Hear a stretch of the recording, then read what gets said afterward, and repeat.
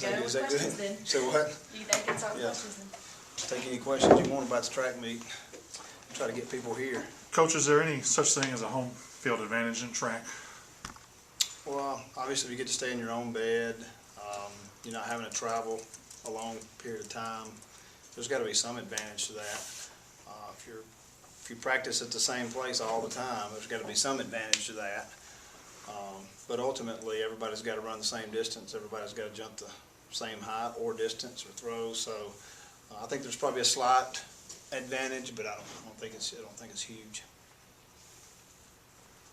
How do you balance expectations? Obviously, for some people like Erica and Brandon, they have the bar's been raised for them. How do you, not let that get in their head and just go out and perform rather than compete against themselves? Well, obviously, they're the ones dealing with that most of the time. All we can do is, as coaches, just let them know, just focus on what they've done in practice and what we know they're capable of doing. And if you're going to make mistakes being aggressive. This conference, it doesn't matter if it's track, doesn't matter if it's football, probably wouldn't matter. Science bowl, wouldn't matter what it is. You better be aggressive, because if you're passive at all, you're already beat. So once you accomplish the things that they have, NCAA champion, national champion, everybody's after you, and you better be aggressive in everything that you do, and that's what we try to teach and coach. Coach, just talk about the SEC. I know 5 men's teams are in the top 10 in the country. I think 6 women's teams. I might have that backwards, but it's certainly stacked as far as the top 10 in the country. Talk about the SEC and what we expect coming in here this weekend. Well, not only you have that many in the top 10, you have 9 in the top 18 on one side, 8 in the top 19 on the other. So you got basically 75% of the conference that's in the top 19 in the country. That's tough. I mean, spectators can be out here and watch a team get 9th or 10th in the conference, but yet they're one of the top 15 teams in the country. That's hard for some people to kind of visualize how that can happen.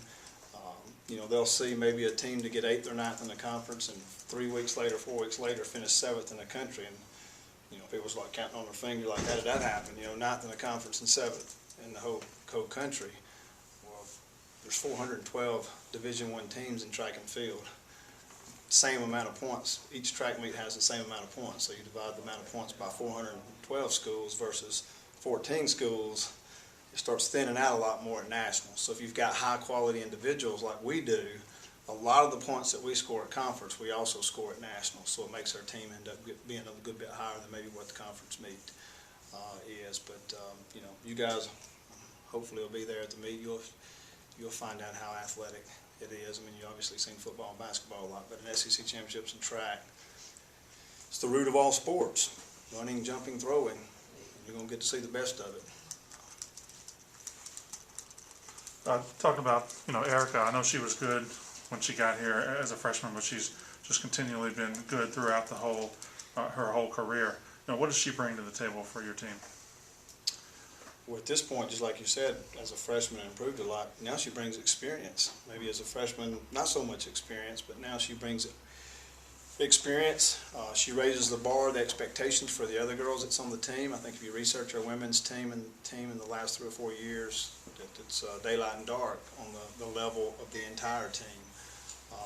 Men's very the same way. You've got a senior in Marcus Jackson that's been there, done it. Lead the way for the other ones to see that it doesn't matter where you're from. You can be from Carroll County, Mississippi, or Byhalia, Mississippi, and be an NCAA champion. You can. It doesn't matter where you're from. It's how much work you want to put in and how bad you want it. Those are 2 very good examples for the rest of our team, and they've done a good job of that. Obviously, we know the big names, like you were kind of mentioning, Brandon, Marcus, Erica. Who else should we kind of, be looking out for? You got Rhiannon Price back there who's leading the conference in the 1500 right now. Matter of fact, we may be first and second or first and third, at least rank-wise, in the women's 1500. Scotty Hearn, a Meridian, Mississippi guy, is top 2 in the 400 hurdles, top 5 in the country. I'm going to forget somebody if you start asking me to ask individuals. I hate talking about individual stuff. I'm going to talk about both teams have gotten to a level to where when you ask me those questions, I'm going to forget somebody now. There's probably been years ago where it'd be pretty easy to talk about the 1 or 2 individuals, and I'm not going to forget anybody, but if I talk about that today, I'm going to forget somebody, so I apologize for whoever I forgot. You talk about individuals, but it's kind of a team sport too, where they combine all that. So how does all that work just with within the team, within the individuals. You have 21 track events, track and field events.